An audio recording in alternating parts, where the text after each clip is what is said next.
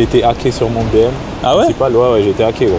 On va dire en termes de thèmes, j'avais acheté un groupe de thèmes à l'époque sur Facebook. Ensemble, on a pu faire combien? Ensemble, on a fait, en gros, grâce à cette stratégie, c'est minimum 500, 600 000 on a fait plus de 500 000 euros. J'ai reçu plein de visites. Quand je vais pour checker, c'est des visites qui viennent d'Inde. Ah ouais? D'Inde, du Pakistan. Ah ouais. T'as payé combien l'influx, tu te souviens? J'ai payé l'influx 800 balles. 800 balles? 800 euros. Et t'as fait combien? J'ai fait peut-être 200 euros de CA. T'avais quoi? T'avais 1500 euros de budget quand t'as démarré. Et t'as tout perdu en testant 10 produits. C'est ça. Avec les sandales, j'ai fait, je peux donner les marchés en Suède, j'ai fait 200 000 euros. 200 000 euros? Et sur mon compte, j'avais dans les 350 000. 350 000, ok. 350 000 sur mon compte. T'as testé combien de produits pour avoir ton premier produit rentable? Au final, une quinzaine. Une quinzaine, ouais. Yes les gars, j'espère que vous allez bien. Nouvelle vidéo, donc aujourd'hui interview d'un membre de mon programme de formation, donc Byron. L'idée de la vidéo, c'est qu'on puisse voir ensemble tous ses réussites et ses échecs, notamment dans le business en ligne et plus principalement dans l'entrepreneuriat. Donc on va vraiment tout évoquer. Il a eu plein de galères dans sa vie, il a eu plein de difficultés et tout, mais il s'en est en sorti.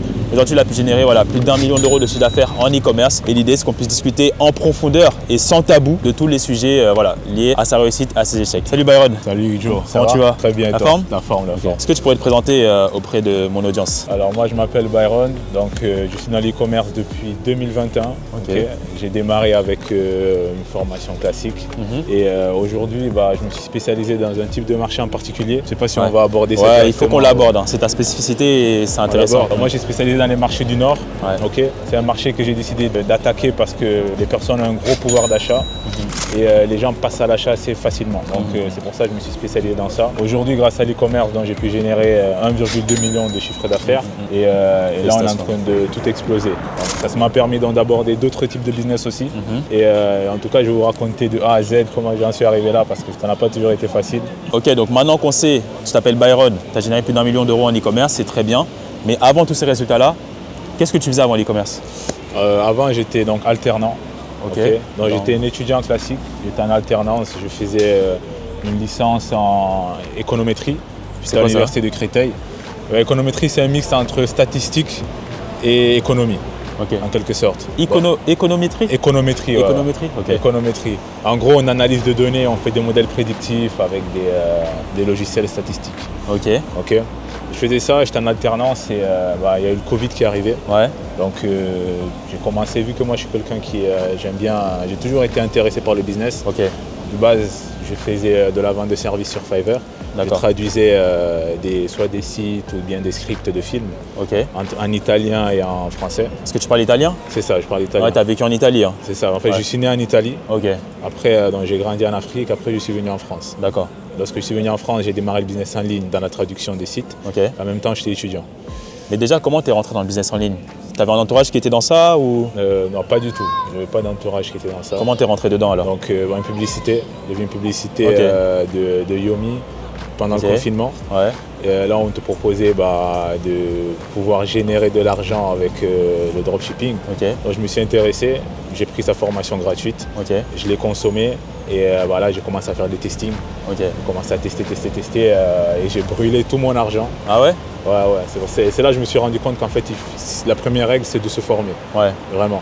Du coup, là, j'avais bousillé tout mon argent. Je suis allé emprunter de l'argent à mes parents. Ah oui, carrément? Ils m'ont aidé de ouf. Mais tu avais combien de budget? Tu as brûlé combien exactement? En gros, j'ai fait, je dirais, une dizaine de testings.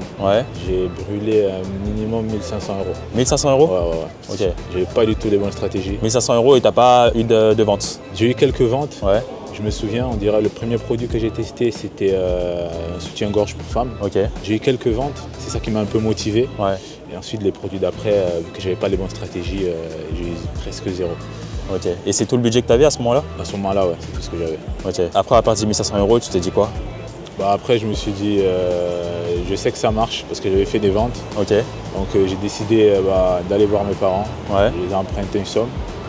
C'était environ 3 000 euros. 3 000 euros? Et après, du coup, ça m'a servi pour acheter la formation, me former et maintenant tester à nouveau. Toi, déjà de base, pourquoi tu voulais faire du business en ligne? C'est quoi qui te motivait? On va dire, il y avait deux aspects. On va dire. Premièrement, personnellement, j'ai toujours eu une relation particulière avec l'argent parce que quand j'ai grandi en Afrique, c'était assez compliqué financièrement. Donc, lorsque je suis venu ici en France, je me disais, J'ai vraiment envie de faire la différence, de faire en sorte que financièrement je sois à l'aise toujours. Et c'est ça qui m'a motivé à fond de tout donner.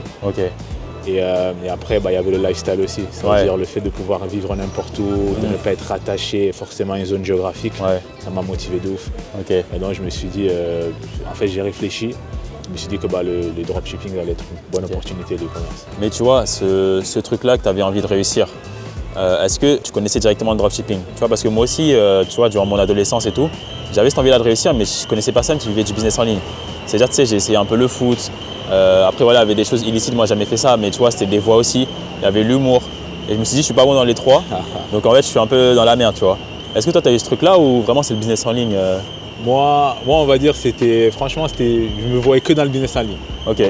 Que dans le business en ligne parce que je ne me voyais pas trop dans l'humour ou bien dans le foot. Donc, je me suis dit, moi, c'est le business en ligne et vraiment que le business en ligne. Parce que je voyais tout, en fait, on va dire quoi, j'ai commencé à suivre un peu les youtubeurs de l'époque. Moi, à mon époque, il y avait Cédric Anissette principalement. Et en gros, lui commençait à parler un peu de ça, tout ce qui était blog et tout autre. Donc je me voyais vraiment dans ça et ça me correspondait plus pour ma personnalité. Mais Cédric Anissette, lui, il ne parlait pas de dropshipping, je crois. Non, il ne parlait pas. Il parlait de business en ligne, c'était du blogging. Et tu en as fait? J'en ai fait, j'en ai fait. J'ai lancé un blog avec un pote qui est lui, il est aux États-Unis parce qu'en fait on a étudié ensemble au lycée. Après lui il est parti aux États-Unis, moi j'étais ici. Et on a lancé un blog ensemble qui s'appelait Fit Business Pro. Je t'assure, Fit Business Pro, il y a encore l'Instagram d'ailleurs. Là où en gros je reprenais les quotes de motivation que tu peux trouver sur Instagram et je les repostais, tu vois. C'est super marrant. Tu as gagné de l'argent avec ça? C'est ça. À l'époque, j'ai gagné quoi? J'ai gagné avec les revenus AdSense, on a fait 200 €. 200 €. Tu vois, sur 2 ans, tu vois. Du coup, on n'a rien gagné. On n'a rien gagné. Mais en gros, on va dire que ça m'a donné de la discipline. Ça a fait en sorte qu'en fait, j'étais discipliné. Et en gros, je me suis dit non, faire de l'argent en ligne, c'est possible.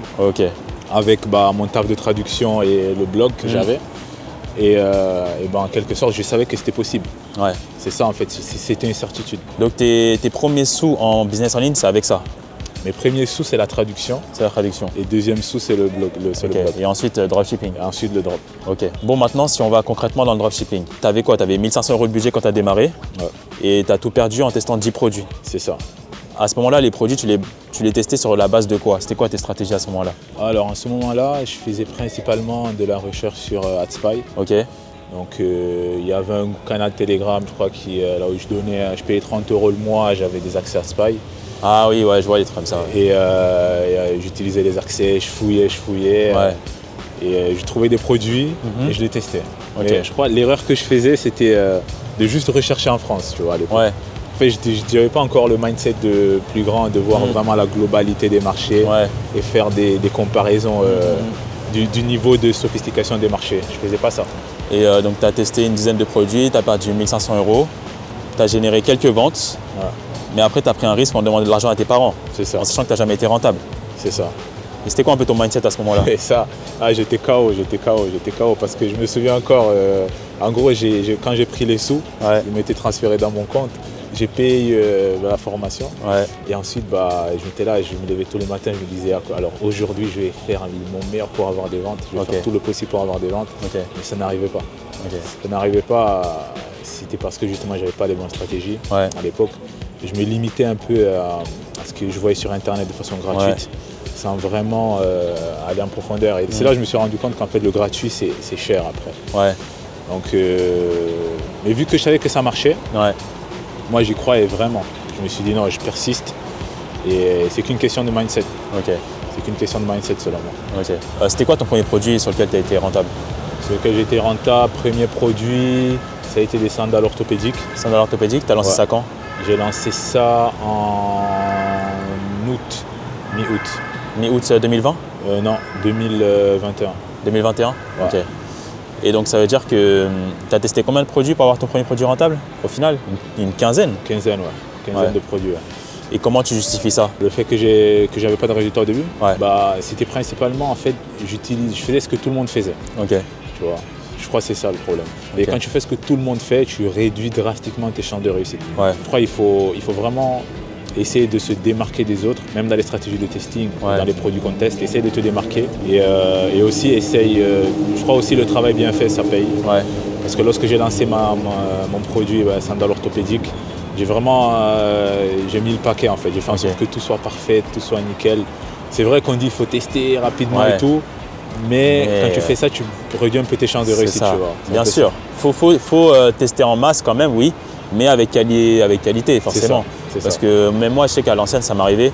Je testais rapidement, mais tu sais, je faisais des fautes d'orthographe par exemple, ou je mettais des mauvaises images. Et au final, j'avais une mauvaise rentabilité. Et quand je corrigeais les fautes d'orthographe, avec le même produit, je commençais à être rentable. C'est ça. Donc ouais, c'est ça. Et donc, tu as fait combien avec les sandales orthopédiques? Avec les sandales, j'ai fait, je peux donner les marchés en Suède, j'ai fait 200 000 euros. 200 000 euros Franchement, ça a été super rapide. Parce qu'en fait, ça a tellement pris. C'était incroyable. Toi-même, tu étais choqué. J'étais choqué, gros. Moi, j'étais un petit là, j'ai vu l'argent arriver sur mon compte, c'était un truc de ouf. Et après, j'ai dupliqué le shop au UK. Pareil, j'ai fait 200 000. Et en plus, j'ai fait ça août-septembre. Fin septembre, j'ai fêté mon anniversaire, gros, et c'était une dinguerie. Ah ouais? C'était une dinguerie parce que moi, je suis né en septembre. Avec mes potes et tout, on est parti se mettre bien. Vous avez claqué un peu? Un peu, ouais. C'était une super période. Par contre, je dirais ça m'a un peu pris de... En fait, j'étais pas prêt à vivre tout ça, tu vois. Cette période-là, j'étais pas prêt. C'était beaucoup d'un coup. Mon niveau de vie, il a augmenté. Si tu ne sais pas bien gérer, on va dire, tu peux retomber très bas. Et donc toi, c'est ce qui t'est un peu arrivé ou moi, c'est ce qui m'est un peu arrivé. Parce que, on va dire, après ça, j'ai pris une année sabbatique. Et c'est là où en fait j'ai réalisé mes rêves en quelque sorte. Moi, mon but c'était de voyager en Afrique. C'est là où j'ai fait vraiment le tour de l'Afrique. J'ai fait genre une trentaine de pays. J'ai kiffé à mort. J'ai pris ma mère, mes parents en voyage. On est parti pour notre première fois. On est parti en Afrique du Sud. On est parti en Namibie. On a kiffé. Et là, en quelque sorte, je me suis un peu reposé. Et ça, c'était quoi? C'était en 2022-2023. Et après, en 2023, je suis revenu. Et là encore, j'ai compris en fait que quand tu as le mindset, tu peux t'en sortir. Tu peux toujours t'en sortir. Tu peux t'en sortir. Mais donc en gros, tu as eu des résultats en août à peu près 2021. Et genre, on va dire de août à octobre 2021. Et après, tu as arrêté jusqu'en 2023? Non, j'ai continué jusqu'en mi-2022. Et après, j'ai fait du e-com. J'ai testé, j'ai continué avec la même stratégie. J'ai testé en Suède, Danemark principalement. C'était mes deux pays préférés. Et quand ça marchait, je reprenais ça au UK. C'est-à-dire quand le Pixel il avait déjà des données et tout, je reproduisais le shop au UK. Et en général, ça marchait bien. Et pourquoi tu avais ces stratégies Suède, UK, pourquoi? En fait, à l'époque, on va dire, j'ai remarqué qu'il y avait moins de concurrence en Suède et au Danemark. C'est-à-dire que lorsque j'ai testé, j'avais un taux de réussite qui était plus élevé par rapport à quand je testais en France. Et en quelque sorte, du coup, le Pixel allait avoir plus de data. Et cette data-là, après, je la reproduisais au UK parce qu'au UK aussi, les gens ils ont un pouvoir d'achat élevé, selon moi, et donc j'ai testé là-bas. Et en général, ça marchait, tu vois. Mais en général, c'est quoi ta stratégie pour la Suède, la stratégie de testing? Pour la Suède, moi, je faisais, vu que c'est un petit marché, c'est pas comme la France, là, tu as 60 millions de personnes. Là-bas, tu as 9 millions de personnes. Je faisais une CBO à 70 euros. 70 euros? Et tu testes sur 1, 2 jours? Je teste sur 2 jours minimum. Ça veut dire que même si le premier jour, j'ai pas de résultat, je laisse quand même tourner. Et ça veut dire le deuxième jour, j'analyse. S'il y a suffisamment d'atout carte, je continue. Et s'il y a des ventes, j'augmente le budget. Simple. Et qu'est-ce que tu appelles suffisamment d'atout carte? C'est combien à peu près? Je dirais pour un produit à 59 euros, si tu as 7-8 atout carte, c'est bon. 7-8 atout carte le jour 1? Le jour ça fait à peu près 7 euros par jour au panier environ sur le premier jour. Et si tu as des ventes, tu augmentes le budget comment? J'augmente 20%. 20%? Tous les 24 heures, 48 heures? Tous les 24 heures. Et ensuite, qu'est-ce qui s'est passé? Tu as fait une pause? Après j'ai fait une pause. Je suis parti... tu as tourné un peu? C'est ça, j'ai tourné un peu. Je suis parti kiffer un peu. Je suis parti à Dubaï. Mais là, tu travaillais plus en e-com? Tu n'avais plus de boutique qui tournait? Non, j'ai pas de boutique qui tournait. Donc là, tu vivais vraiment avec ce que tu avais gagné? Que ce que j'avais gagné. J'avais gagné suffisamment, donc je vivais que de ça. Tu avais combien à ce moment-là à peu près? J'avais sur mon compte, j'avais dans les 350 000. 350 000, 350 000 sur mon compte. Donc je vivais correctement. On va dire, tu vois, quand tu rentres dans la rat race du dropshipper, tu vois, tu sais c'est quoi, tu dois tester, chercher, tout ça. Je voulais un peu m'éloigner de ça. C'est fatigant aussi. C'est fatigant. Je voulais m'éloigner de ça. Du coup, je me suis dit, gros, je prends une pause. En plus, à cette période-là, en fait, je pensais que j'avais compris le monde, tu vois. Je me disais, ouais, j'ai tout compris. De toute façon, même si je reviens, je vais tout niquer, tu vois. Et du coup, ouais, j'ai fait une grosse pause, je voulais me ressourcer. Je suis parti, j'ai kiffé, ça m'a fait du bien. Tu vois, j'ai fait tout ce que je voulais faire. J'ai kiffé, j'ai voyagé, j'ai rencontré des personnes, c'était top. Ok, et c'est à partir de quand que tu t'es alarmé? À partir de quand tu es descendu à combien? 100 000? 50 000? Ouais, je suis descendu à 70 000. 70 000? Ouais, 70 000. De 350 000 euros à 70 000. T'as fait quoi avec ça? J'ai claqué bien. J'ai claqué après, mais j'ai aussi, après j'ai acheté des terrains au pays. Ok. J'ai acheté des terrains au pays. Ok. J'ai investi avec mes parents. Ok. Donc ça s'est concrétisé récemment là. Ouais. On a ouvert donc un complexe immobilier au pays avec des appartements et une salle de cérémonie. Donc là, ça se passe très bien. Franchement, c'était l'un des meilleurs investissements que j'ai pu faire. Parce que jusqu'aujourd'hui, ça travaille en automatique pratiquement. Ok, nickel. Et après, ce qui m'a poussé vraiment à revenir, c'est lorsque j'ai vu des personnes exploser, des personnes avec qui à l'époque on était presque au même niveau, qui ont explosé. Tu vois. Du coup, je me suis dit, ah attends, il y a quelque chose à faire là. Tu vois. Du coup là, je me suis dit, écoute, parce que après, tu sais, des fois quand tu es un peu déconnecté du e-com, tu entends les rumeurs qui te disent, ouais, l'e-com c'est mort, c'est fini. Beaucoup, Tu te dis, vas-y, je vais quitter, je vais arrêter. Je vais essayer de faire autre chose en ligne. Alors que non, l'e-com ça marche toujours.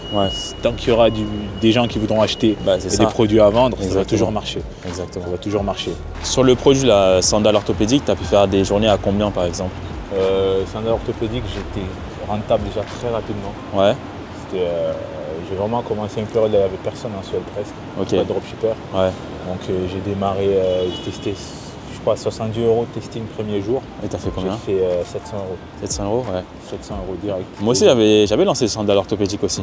C'était lesquels toi? C'était celle qui était les marrons là? Vionic, la marque originale s'appelle Vionic. C'est les marrons c'est les marrons, Ah ouais, il y a moins que ça la même que moi. Moi c'est ça qui m'a fait exploser dans le confinement en 2020. Ah ouais? C'est un produit qui marche de ouf. Ça marche de ouf. Là maintenant, est-ce que tu recommanderais de lancer ce produit là? Là, en été, si l'été arrive, tu peux essayer. Par contre, je vois trop de personnes qui ont lancé ça. Ouais, ça y est, tout le monde. En vrai, je pense qu'il y a beaucoup de e-commerçants là qui ont percé, qui ont déjà lancé ce produit, qui ont fait de l'argent avec. Donc là maintenant, bon, ça se complique. Et tu vois, durant toute cette phase de scaling, ok, tu as gagné pas mal d'argent, mais c'est quoi les galères auxquelles tu as été confronté? Tu as bien eu des galères? Galère principale, je dirais, moi j'ai eu des grosses galères avec presque tout. Ok. Presque tout. J'ai été hacké sur mon BM. Ah ouais? Ouais, j'ai été hacké gros. Après, j'ai plus accès à mon BM. Ok. Ils m'ont hacké, j'ai reçu un message de Facebook comme quoi j'avais fait une activité pas conforme. Inhabituelle. Inhabituelle et tout. Du coup, depuis, j'utilise des BM agences. Ok. Donc BM, tu as eu des galères. Stripe, PayPal, c'était pas galère? PayPal, j'ai jamais eu PayPal. Ah ouais? Ouais. Pourquoi? J'ai jamais eu PayPal parce que j'ai pas. En fait, dès que j'ai démarré à l'utiliser, j'ai été bloqué. Ouais, t'as été bloqué. C'est pour ça que je suis parti dans les marchés du Nord et là-bas, tu n'avais pas besoin de PayPal à l'époque. D'accord. Tu avais besoin que du Stripe. J'ai utilisé que Stripe toujours. Ok. Stripe. Et l'autre grosse galère que j'ai eue, c'était sur Wise. Ok. J'ai eu de l'argent qui était bloqué pendant un gros moment.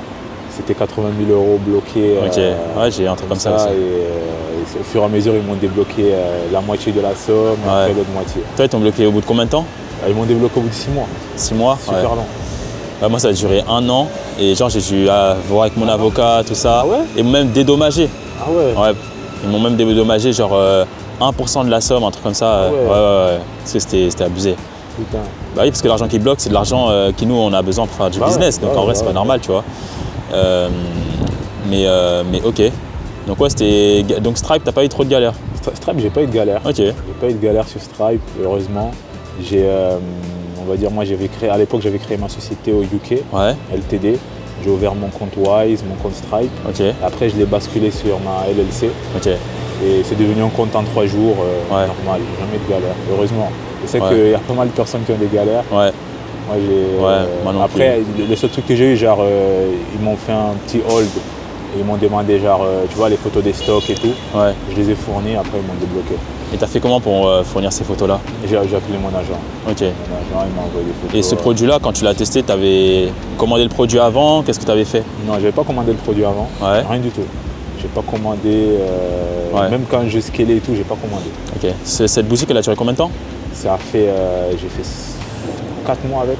Ok. 4 mois, ouais. Parce qu'après, quand l'hiver il arrive, ah oui, d'accord. Ouais, c'est à cause de ça. Donc c'est pas à cause du fait que, je sais pas, il y avait trop de concurrents ou un truc comme ça. C'était plus par rapport à la saison. C'était par rapport à la saison. Ouais. D'ailleurs, par rapport à la concurrence, tu avais d'autres personnes qui vendaient le même produit, mais je vendais quand même. Ok. Parce qu'il y avait trop de demandes. Ouais. Il y avait trop de demandes. En fait, quand le produit il est bon, on pouvait être 2 à 3 sur le marché à le vendre et ça passe. C'est vrai. Ça passe. Et tu avais un thème payant? C'était avec quoi que tu faisais ça? Non, j'avais pas un thème. En fait, on va dire en termes de thème, j'avais acheté un groupe de thèmes à l'époque sur Facebook, du coup, dans des groupes Facebook. Tu vois les groupes Facebook de l'époque. Du coup, j'avais acheté des thèmes payants. Du coup, j'avais des thèmes payants et j'en avais plein. Après ton tour d'Afrique et que tu t'es remis dans l'e-com, il te restait 70 000 à peu près euros. Qu'est-ce qui s'est passé? Donc là, tu n'avais pas les stratégies à jour. Tu te relances en e-com, qu'est-ce qui se passe? Bah après, en quelque sorte, d'ailleurs on n'a même pas dit comment je t'ai pris là. Ouais. Parce que quand je t'ai pris en fait, c'était avant de chiffrer. Ok. Tu vois? Ouais. C'est ça. Parce qu'en fait j'ai pris plusieurs accompagnements, que ce soit en influenceur ou en Facebook. Ouais. Il y en a 2 gros accompagnements qui ont vraiment marché. Ouais. Un qui m'a donné les stratégies au niveau des marchés, et toi qui m'as donné les stratégies en termes de Facebook. Ouais. Tu vois, et en fait, ces stratégies-là, c'est les mêmes stratégies que j'ai réutilisées après. Ok. Ensemble, on a pu faire combien? Ensemble, on a fait, en gros, grâce à ces stratégies, c'est minimum 500 000 on a fait plus de 500 000 euros. Que j'ai fait. Ouais, non, mais c'est top. Après, tu es une personne aussi qui bosse, assidu, sérieux, donc c'est pour ça que ça a bien matché. Mais avant ça, tu avais utilisé d'autres accompagnements. Ouais. Tu pourrais dire qui, comment, qu'est-ce qui s'est passé? Bah, le premier accompagnement que j'ai pris, c'était un influx. Parce que j'avais testé plein de produits sur Facebook, ça ne marchait pas. Donc j'ai pris un mec, en fait, on va dire à l'époque, je me basais sur la vie d'Instagram. Le lifestyle que la personne montre. Voilà, sur le lifestyle de la personne. Et en gros, ça, c'est l'erreur que je faisais.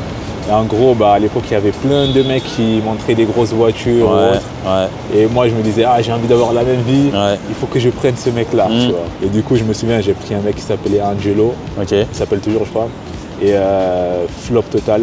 On a choisi un influx en Italie, parce que moi, je me suis dit, vas-y, je connais l'italien et tout, je vais aller en Italie. Plus, je vais percer et tout ça. On a pris l'influenceur, flop total, j'ai payé 1 000 euros. L'influenceur? 1 000 euros l'influx. C'était qui? C'était un mec du fitness. Alors, j'ai pas le prénom exact. Je vais te l'envoyer, peut-être tu vas le mettre. Je vais le mettre. Tu vas le mettre. Et en gros, j'ai reçu plein de visites. Quand je vais checker, c'est des visites qui viennent d'Inde. Ah ouais? D'Inde, du Pakistan. Ah ouais. Et après, j'ai eu genre 1 ou 2 ventes, c'était des personnes qui venaient d'Italie, mais en gros, la plupart de son audience, c'était des followers qu'il avait achetés. Tu vois, donc 1 000 euros sur l'influx, 1 ou 2 ventes. C'est quoi ton sentiment après avoir fait ce placement de produit? Gros, je me suis dit, c'est le mec qui est nul en fait. Je me suis jamais dit que l'e-com marche pas. Je me suis dit, le mec, il est éclaté. Tu vois. J'ai perdu l'argent, ça m'a fait mal de ouf. Je ne vais même pas dire à mes parents. Moi, ça m'a fait mal. Mais je savais que j'allais persister, j'allais trouver le moyen de faire du bif. Et ensuite, j'ai pris un autre accompagnement. À savoir que à ce moment-là, je me suis associé avec une personne que j'avais rencontrée dans le groupe de Yomi. On a mis de l'argent, on a pris un autre mec pour nous faire coacher, pour se coacher. Et là, toujours un flux. On a pris, cette fois-ci, c'était en Espagne. On a choisi le produit, tout ça, c'était une poudre pour les dents. Pour les dents. La poudre noire là? À l'époque, ça marchait très bien. Et donc ça aussi, on lance et tout. Encore deuxième flop. T'as payé combien l'influx, si tu te souviens? On a payé l'influx 800 balles. 800 balles? 800 euros. Et t'as fait combien? On a fait peut-être 200 euros de CA. Flop. Et après, on a testé une dernière fois, toujours dans le même accompagnement. Parce qu'on avait un peu, lui, il avait l'air sérieux. On a testé une autre fois, mais cette fois-ci, c'était au UK. C'était en décembre en plus, fin d'année. Ça a été un autre flop encore. Tu vois, c'était un produit pour les cheveux. Et pour lisser les cheveux. Et là aussi, ça a floppé. Et là, on s'est dit, bon, l'influenceur, Et ça, c'était en quelle année ça? Ça, c'était en 2022. 2022. Je vais faire un petit disclaimer. Les amis, si vous entendez quelqu'un vous dire oui, les influenceurs, c'est le meilleur business, faites ça. En plus, sur le marché francophone, c'est de la merde, d'accord? Les influenceurs, ça marche pas. Si tu as 500 euros, 1000 euros de budget, tu vas tout cramer. Et là, il vous parle, c'était en 2022. En 2024, il y a encore des gens qui prennent des accompagnements et les coachs, il va dire oui, mets 500 € sur cette influenceuse, mets 1000 € sur cet influx. J'ai interviewé un mec là il n'y a pas longtemps, la vidéo que j'ai fait, les échecs, la vérité sur le dropshipping. Et le mec il disait il a pris un accompagnement où il a payé 800 € une influenceuse qui lui a rien apporté. En 2024. 800 €, en 2024. S'il vous plaît, arrêtez, d'accord? C'est pas dire que le marketing d'influence ne marche pas, c'est juste que si tu as 500 €, 1000 €, de toute façon tu ne vas pas poser tout ton argent dessus. Donc ça, bien évidemment, il ne faut pas faire ça. Et donc, en gros, entre le fait de démarrer le dropshipping et d'avoir ton premier produit rentable, tu as perdu combien d'argent? Premier produit rentable, j'ai perdu en tout. Personnellement, environ, je dirais 3000 balles. Bon, environ 3000 € ouais. Pour commencer bien à être rentable après. Ouais. Et là, tu parles juste des testings ou tu parles avec les accompagnements? Non, que les testings. Et si on parle avec les accompagnements? Plus. Ouais, donc c'est quoi? Ouais, 7000 €? Ouais. Il y a un peu de syndrome de l'objet brillant, c'est-à-dire que tu vois un truc que tu as envie de faire, mais plutôt toujours dans le même domaine, toujours dans le domaine de l'e-com, tu vois. C'est-à-dire tu fais Facebook, après tu fais influenceur, après tu fais... Je dirais il y a un peu de ça, mais principalement j'ai perdu la première somme parce que j'étais pas formé. D'accord. Principalement. Et la deuxième, c'est parce que j'ai essayé des choses, et j'ai essayé, moi j'attendais juste le moment que ça marche. D'accord. Ça m'a pris un peu de temps.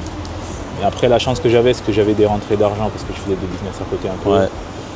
C'était pas beaucoup. Comme je te l'ai dit, pour avoir une grosse somme, j'ai dû aller chez mes parents. Aussi, ouais. Dans la grosse somme. Mais quand même, j'avais toujours 300, 400 balles qui rentraient, tu vois, parce que je vendais mes services sur Fiverr. En même temps, j'étais alternant, j'avais un peu d'argent. J'étais pas super bien payé, tu vois. J'étais pas super bien payé. Et après, je n'avais pas que l'e-com comme dépense. Tu vois, la vie courante et tout. Et du coup, j'avais des rentrées d'argent et j'étais suffisamment discipliné pour, tu vois, je mettais un peu d'argent dans l'e-com, un peu d'argent dans ma vie courante. Et ça me permettait de continuer à tester étant tranquille, tu vois. D'accord. Une paix d'esprit. J'étais pas en mode j'ai que cet argent-là et si ça termine, je suis dans la merde. D'accord. Ouais, ça va, tu avais un fonds de roulement, tu avais des rentrées. C'est ça.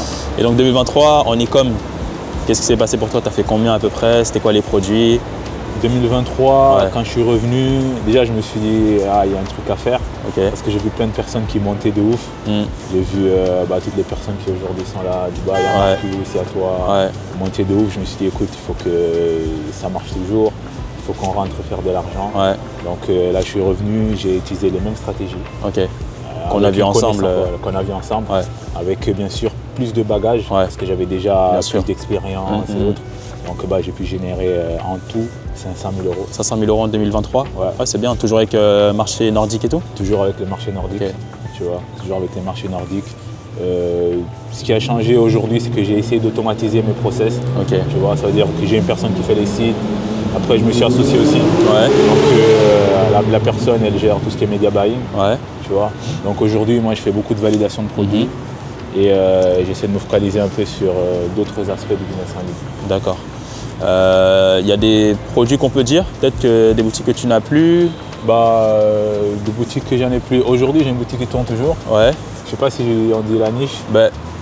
La boutique qui tourne encore, on va pas le dire, mais peut-être en 2023, tu avais des boutiques qui ne tournent plus aujourd'hui. Tu peux dire les produits par hasard? En 2023, j'ai beaucoup chiffré avec des barrettes qui détectent le mouvement. Des petites lumières en barre qu'on met sur les escaliers. Ah oui. Qui s'allument lorsqu'elles détectent le mouvement. T'as bien chiffré avec ça? J'ai bien chiffré. Sur Facebook? Sur Facebook. J'ai chiffré de ouf avec ça. Ok.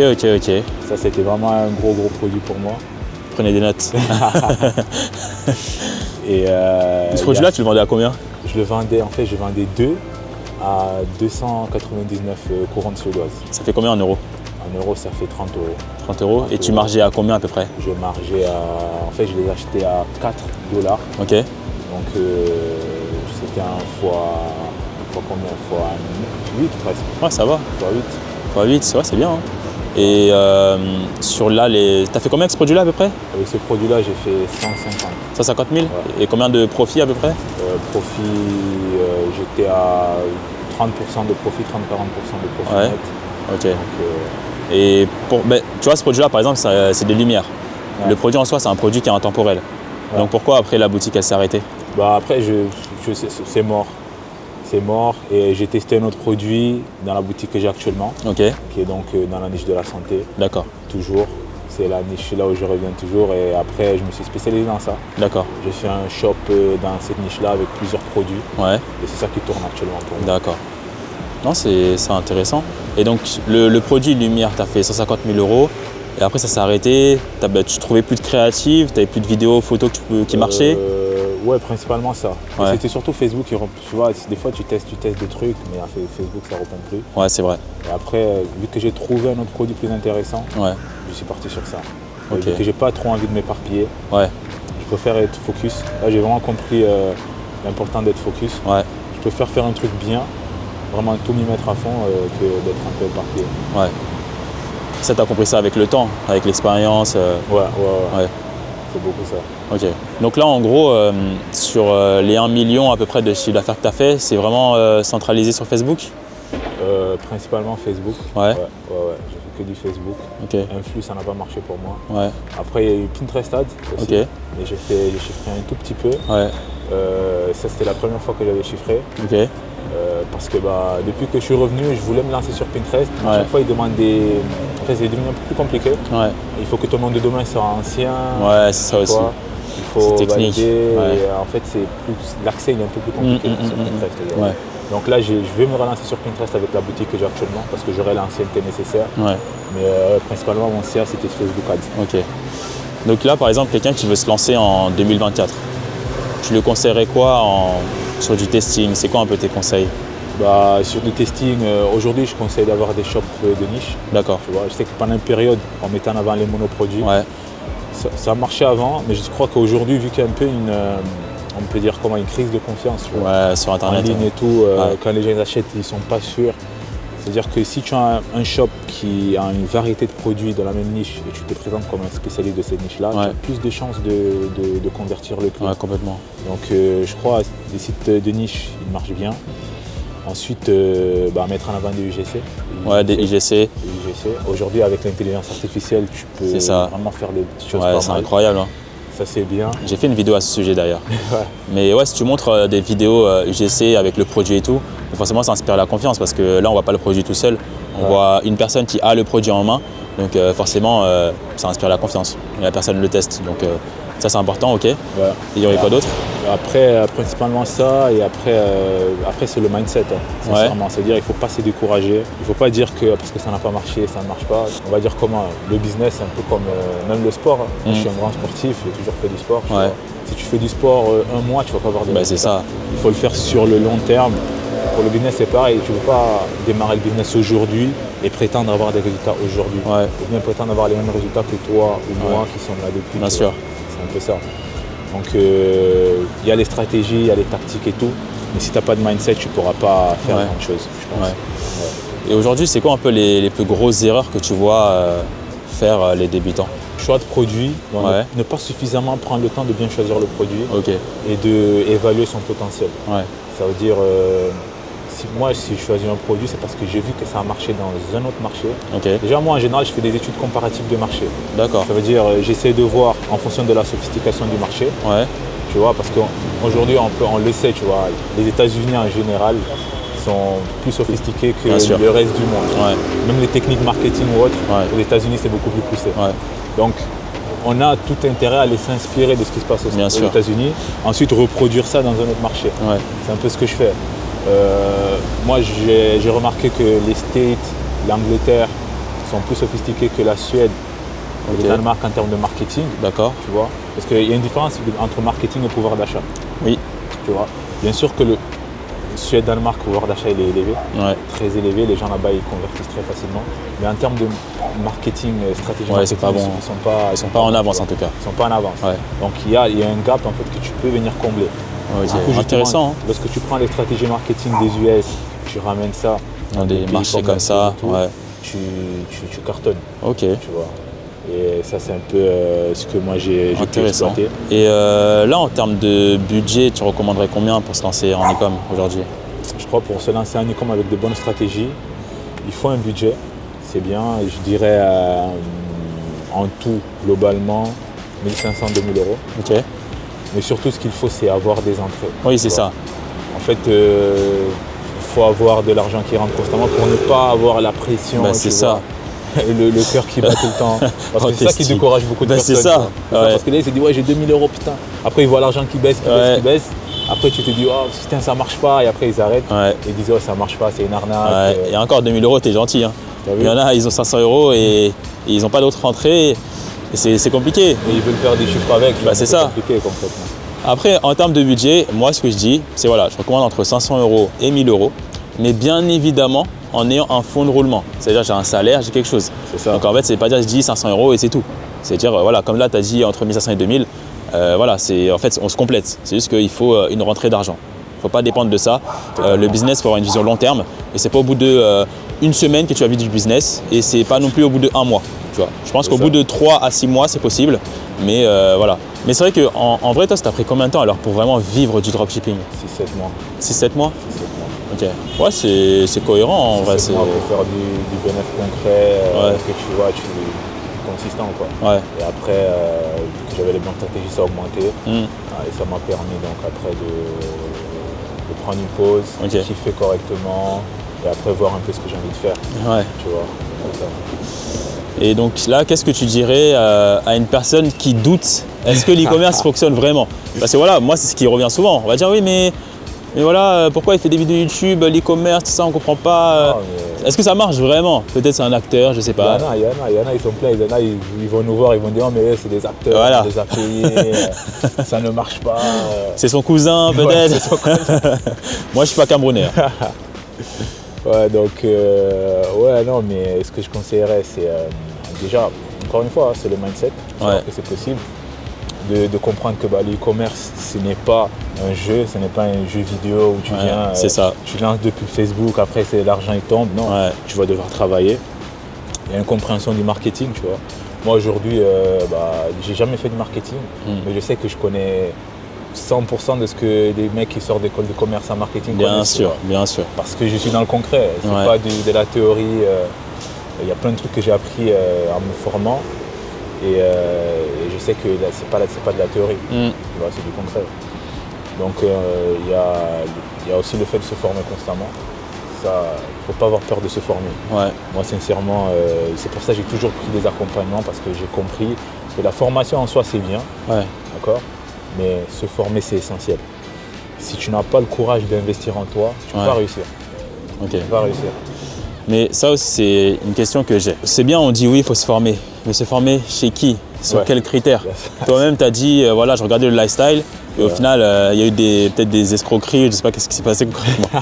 Aujourd'hui, sur quelle base? Sans même parler de moi, tu vois. Je dis voilà, comment se baser? Vas-y, dis-moi. C'est ça. Et ça je crois que c'est le truc le plus compliqué, tu vois. Parce qu'en vrai, le marché de la formation en ligne aujourd'hui, ce n'est pas structuré, tu vois.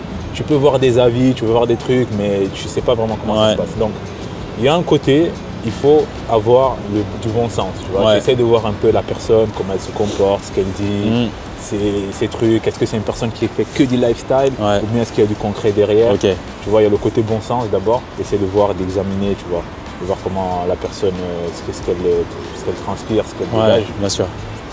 Après, c'est à toi aussi de te renseigner. Bien sûr. Tu te renseignes, tu essaies de voir un peu, tu essaies de creuser. Tu vas sur, tu vois, un truc tout bête. Moi, je me souviens à l'époque, il y avait un mec qui avait arnaqué pas mal de personnes en e-commerce. Qui? C'était un mec, en fait, il est venu, il a fait, il était dans les groupes Facebook. J'ai oublié son nom, je te jure, mais je vais te l'envoyer. On le mettra. On le mettra. Et en gros, lui, il vendait des accompagnements, je crois, à 1000 balles. Et il avait une chaîne YouTube d'ailleurs. Ah ouais? Mais après, il a disparu du jour au lendemain. Je vois pas. Il a disparu du jour au lendemain et il y avait plein de personnes qui se plaignaient sur Twitter. Du coup, moi, quand je suis parti sur Twitter le chercher, là, j'ai vu que lui, il avait arnaqué plein de personnes. Tu vois, que des trucs comme ça. Mais en fait, c'est à toi de faire de la recherche. Il faut être diligent, il faut être responsable, rechercher. Bien sûr, tu ne pourras pas être jamais sûr à 100%. Bah oui, c'est ça. Rien de sûr à 100%. Tu peux sortir, même lorsque tu conduis, tu prends l'avion, il n'y a rien de sûr. Bah oui, il n'y a jamais rien de sûr. Mais comme tu as dit, bon sens. Le bon sens. Est-ce que la personne montre que du lifestyle ou est-ce que… En fait, moi, le truc par rapport à ça, c'est que il y a des personnes, tu vois, notamment sur TikTok, ils vont se faire arnaquer sur des accompagnements, mais de la part de personnes qui n'ont jamais expliqué une chose en e-commerce. C'est-à-dire, ils vont juste montrer un dashboard, ils vont montrer, ils sont devant une maison, une villa, et je prends l'accompagnement. Alors que la personne n'a jamais fait de vidéo en e-commerce. Moi, pour moi, un critère simple, déjà, une personne qui n'a pas une chaîne YouTube en e-commerce ou qui n'a jamais fait de vidéo en e-commerce, mais sur quelle base tu vas prendre son accompagnement? C'est logique. C'est pas au moins sur des explications. Ça veut dire que n'importe qui de random, c'est comme si, je sais pas, Mbappé demain il dit voilà, moi c'est grâce à ça que j'ai fait du e-commerce, tu vas prendre son accompagnement. C'est pas logique. C'est ça. Tu vois, il t'a jamais expliqué quoi que ce soit en e-commerce. Donc pour moi, ça c'est un critère de base, tu vois. Après, bien évidemment, est-ce que la personne va montrer que tu lifestyle? Est-ce que la personne s'est bien expliquée? Est-ce que la personne a des résultats? Est-ce que la personne a aussi des élèves qui ont des résultats? Est-ce qu'elle peut faire des témoignages comme ça?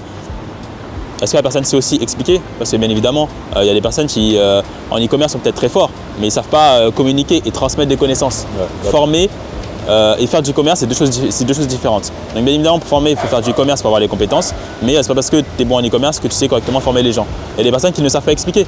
Là, ça fait un mois que je suis en France, j'ai eu le temps de discuter avec plein d'abonnés, plein de personnes. Il y a des personnes qui ont pris des accompagnements, de personnes qui ne savent pas transmettre des connaissances et ils ne comprennent rien.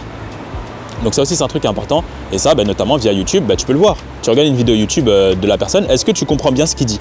Est-ce que si tu mets en application ce qu'il dit, tu arrives à le faire? C'est simple. En fait, il n'y a pas trop de complexité. Après, bon, on ne va pas se mentir, aujourd'hui, le niveau francophone dropshipping, on va dire, il est assez éteint. Donc il n'y a pas grand monde. On sait à peu près qui sont là, voilà. On en fait partie, mais voilà. Et voilà. Et je voudrais aussi qu'on aborde un point, c'est on va dire un peu les mauvais côtés du milieu du dropshipping. Est-ce que toi, tu as déjà entendu, genre, je sais pas, des histoires de fous tu sais, par exemple, moi, j'ai un ami qui s'était fait convoquer par la DGCRF et genre sur place, tu vois, il avait eu des problèmes, il a reçu une amende et tout. Ou un mec qui était convoqué au commissariat à cause d'une cliente. Est-ce que toi, tu as déjà entendu des histoires comme ça un peu dans le domaine? Moi, j'ai mon ancien associé, non, mon associé actuel. Ah ouais? Ouais, mon associé actuel, à l'époque, il faisait du e-com.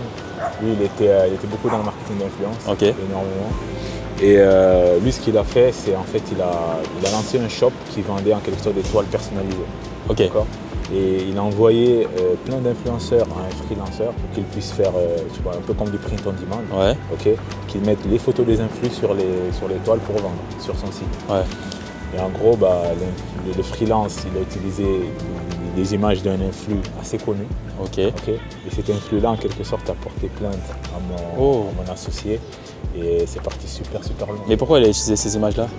En fait, le freelance, c'était un mec qui ne connaissait pas vraiment la sphère médiatique française. Tu vois. C'était un mec qui était en Inde. Ouais. Donc il a pris un peu les images des influx qui avaient le plus de likes. Ok. Et sans forcément demander. Ouais.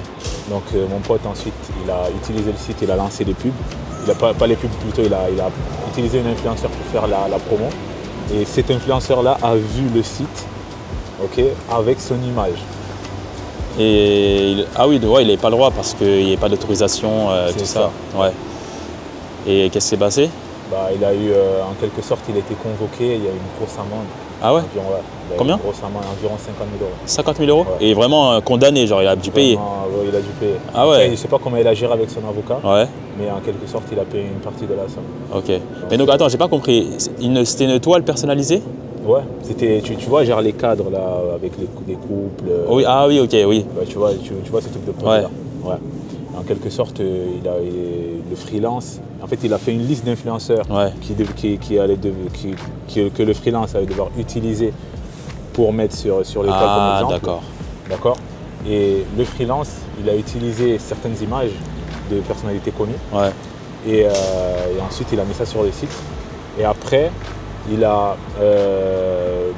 mon associé a lancé la promo avec une autre influx, d'accord. Et l'influx qui était concerné, qui avait ces images sur le site, a vu la promo et il a porté plainte. Wow. Et il n'y avait pas une possibilité de faire autrement, genre juste enlever les images? C'est parti très loin. En fait, lui, mon associé sur le coup, il n'a même pas su. Il n'était pas au courant. C'est quand il a reçu la lettre de la part des avocats et tout, qu'il était au courant et il était choqué. Ok, ouais, ça faut faire attention les gars. Chacun a son droit d'image et tout, de respect, surtout dans l'objectif commercial.